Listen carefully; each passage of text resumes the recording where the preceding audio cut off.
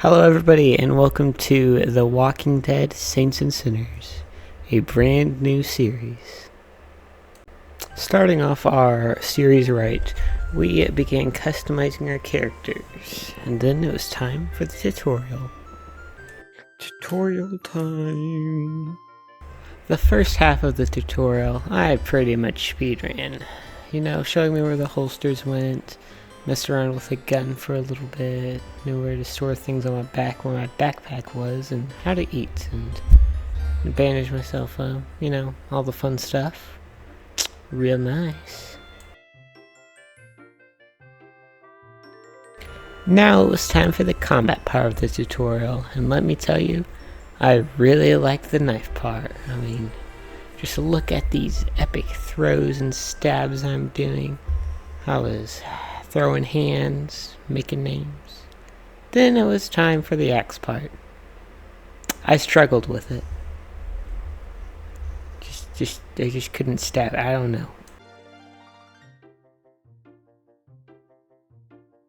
So right after failing to stab so many zombies, they had me walk down this creepy hallway where I had to shake off the zombies and let them attack me. It was not a fun time. However, what was a fun time was messing with that sweet gun. I tell you, it was awesome. Then after that, this guy came along, told me stop messing around with the gun. I didn't listen, but it was the end of the tutorial, so yeah, that was fun. Now, however, it's time for the real world.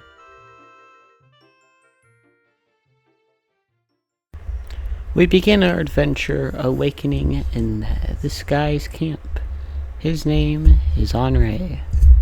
He's quite a knowledgeable person of this apocalypse, and he was willing to teach me some things about how the dead is not the only thing to fear. By his words, there are two factions. One is these people, the tower. Not very nice people. So who were these tower people, you might be asking? Well, in summary, they were pretty much people who lived in this really big tower, and they don't like loose ends, so they kick out anyone who they don't need and hunt down people who they don't like. Next people on our list of factions is the Reclaimed. The Reclaimed are pretty much full of people who are exiled by the tower, and they're not very nice either. None of them are. It's Walking Dead, what do you know? And they're a little freaky.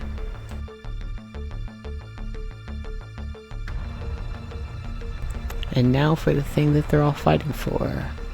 The Reserve. This thing is... it'll make someone rich in these standards. It got food, weapons, military guns. It's quite good. And it's what they're all fighting for. And Henri knows how to get it. Or at least halfway there. Speaking of Henri, it was time to go meet up with him. First night into the apocalypse.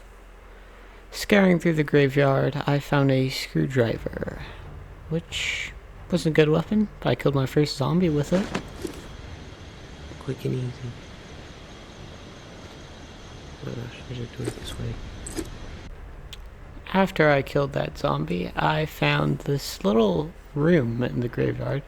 I found a fire axe. Now I know I sucked with it, but figured it was better than nothing. Now, searching through the graveyard, I saw signs of a struggle. Dead tower and Reclaimed soldiers everywhere. And zombies, which, I don't know, it's a graveyard. Makes you wonder why Henri lived there, doesn't it? Eh. After some looking, I found Henri. He was dead and turned. I had to stab him to keep him from turning all the way into a zombie. But not after he gave me the keys to his home. Ooh, bus.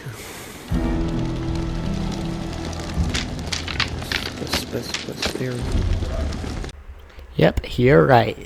This crazy old man lived in a bus. And it wasn't too bad either. It had this bow, which is quite useful. I was going to take out some zombies real nice and quiet.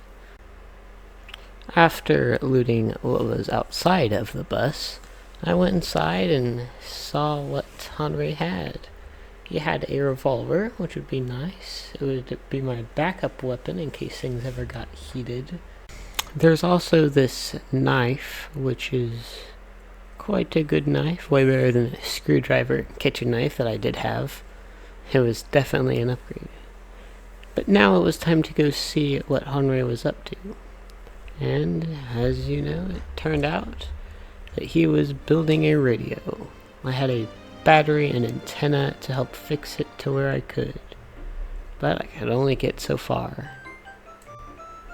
Also, before I get too far in the video, there are these dolls that are just around the graveyard. So, I don't know if I'm going to collect them. They're quite creepy. But tell me down in the comments, if anyone is in the comments, if I should attempt to collect them all. With that, I went to sleep.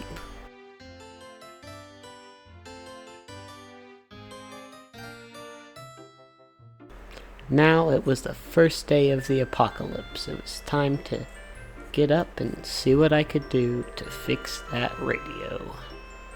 The radio needed a microphone, so that's one thing. I straight away went over to the skiff, which is pretty much just a little boat, to go to a town that had a chance to go have a microphone. There's also this lady there that wanted me to off her undead husband in exchange for a reward. She gave me a key to go find the room that she had her husband locked in, and so off I went, killing a few zombies, and I struggled with that axe I had, but you know, it did its job. And after a bit of a journey, I was finally at the house and definitely didn't almost blow myself up with a propane tank. The doors to the house were locked. So you might be wondering, how did I get into the house?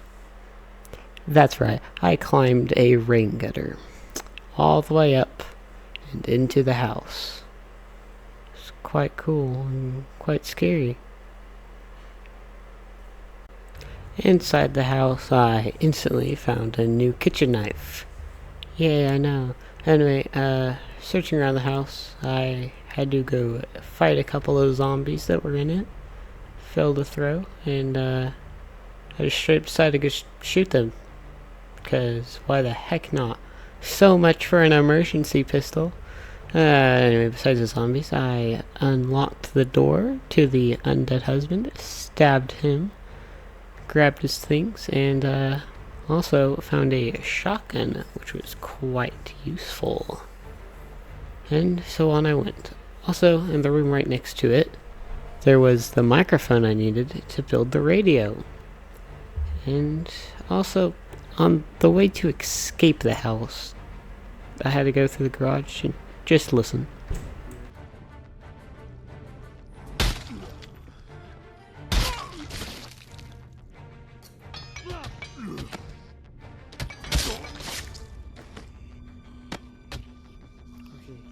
Quick combat. Deep breath.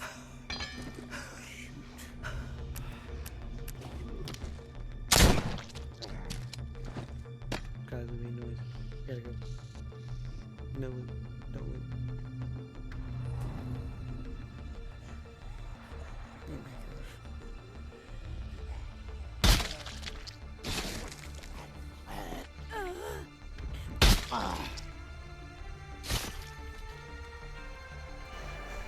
Yeah, I know. Oh, what an escape. Killed 5 or so zombies? I don't know. I'm not counting it.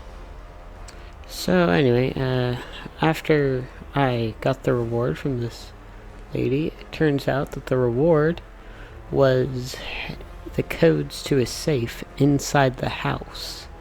So I had to go walk all the way back, fighting zombies. It was not that bad of a journey, but hey, I made it. And I tried to breach open the locked doors. That didn't work. I wish it did. You know how cool it would be if I could just knock down the doors? Besides that, for showing the doors were locked. I had to go climb underneath the house because I didn't want to just go climb up the rain gutters again. You know, once you climb up the rain gutters once, you don't want to do it again. So, why not just bust through the floor? Simply put.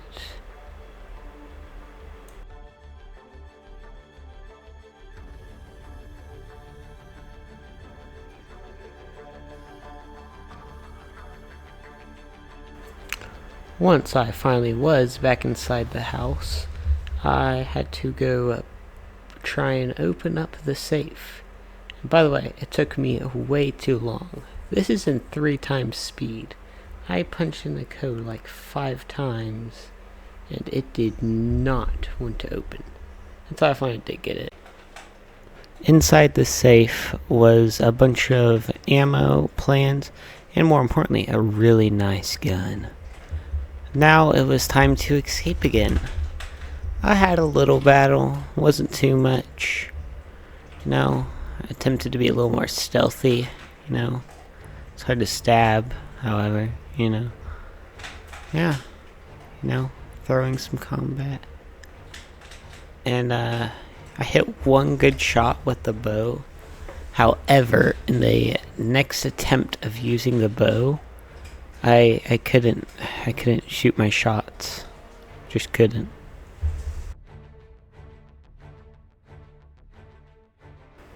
After that, it was heading straight to the skiff for me. And once you spend your day at a place, you just gotta go straight home to your bus, or home, what it is pretty much now. And scrapped all my stuff real quickly, 3 times speed, of course. So I'm not having to let you sit through all that.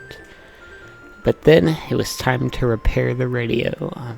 Put in that microphone. And then once I turned it on, I adjusted the antenna, and then I heard a voice.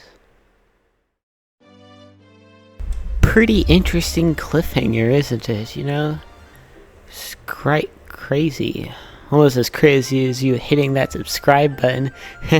I'll see you in the next one.